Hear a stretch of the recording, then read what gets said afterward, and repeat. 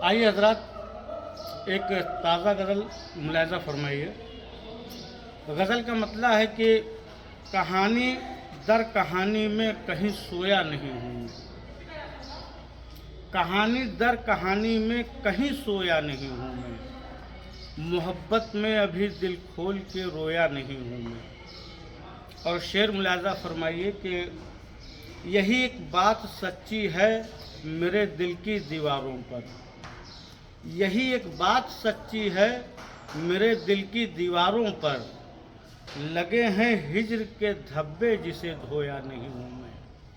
और शेर देखिएगा कि मेरी तारीख शाहिद है ज़मीने हिंद से पूछो, मेरी तारीख शाहिद है ज़मीने हिंद से पूछो, कि इसमें बीज नफ़रत के कभी बोया नहीं हूँ मैं।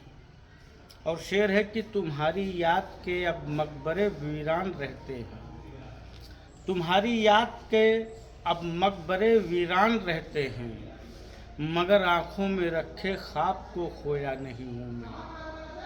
और आखिरी शेर कि यही बस हाल है अर्शी बिछड़ जाने से तेरे अब, यही बस हाल है अर्शी बिछड़ जाने से तेरे अब, ये दुनिया चीज़ है क्या खुद को भी जोया नहीं हूँ मैं, मोहब्बत में अभी दिल खोल के रोया नहीं हूँ मैं, कहानी दर कहानी में कहीं सोया नहीं।